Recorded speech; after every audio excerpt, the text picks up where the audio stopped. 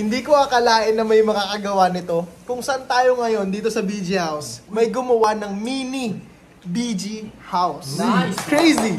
Day 6 for Grabe finishing man, touches day 6 sila. Diba? Uy, cartoon lang gamit mo. Isang linggo. Ano na si Diluwa? May nakikita ko na yung bahay natin, pre. Ano?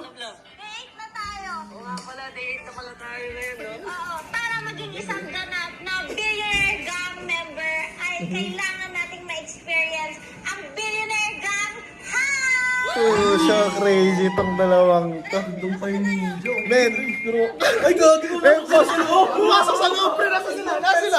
Ano dito, boy? Ah, sila nga. Ay, nandito nga sila. Kaso, May kukunin ng kamay pa.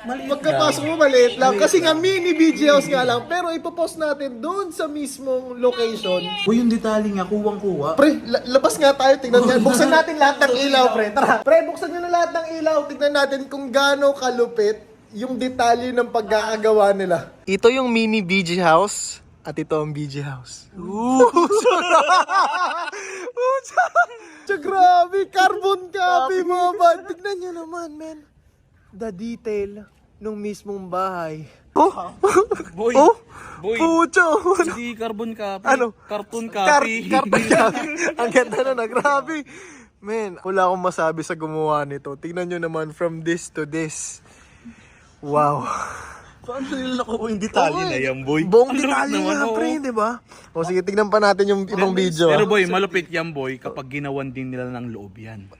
Pero men, mas grabe yung Grabe detalye yun, yun. oo. Pero Di ba? malupit yung boy. Men, sa labas pa nga lang, malupit na di ba? Huwag naman natin sila pahirapan.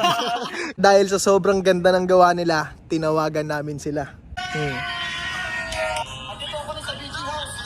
Ay, nandito sa kami sa BG House.